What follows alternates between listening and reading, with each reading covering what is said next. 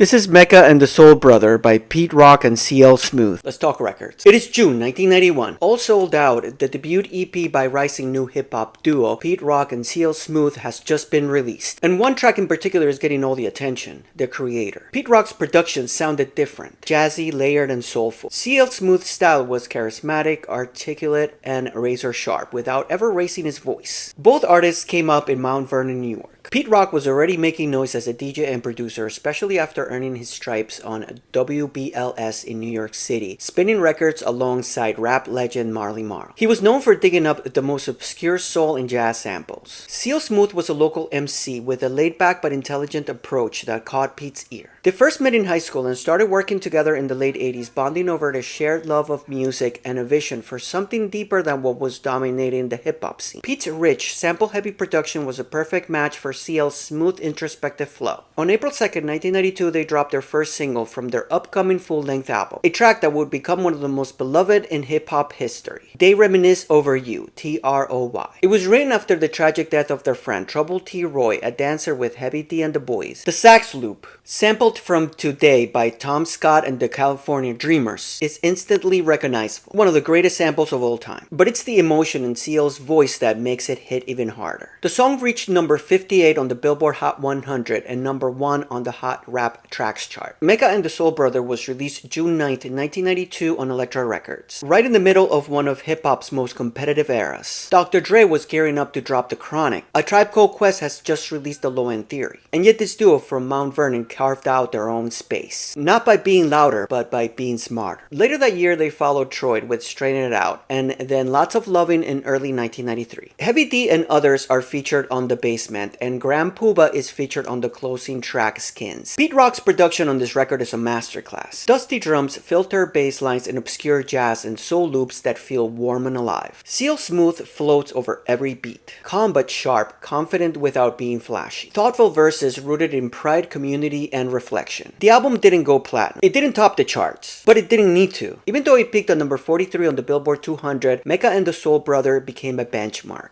It's soulful without being soft, conscious without being corny, stylish without trying too hard. It didn't dominate the mainstream, but it left a mark, influencing many of the top hip-hop producers that followed. It is now considered one of the greatest hip-hop albums of all time. Pete Rock and CL Smooth didn't blow up like some of their peers, but this album is sacred. One of the most musical, thoughtful, and timeless records to come out of the golden era of hip-hop.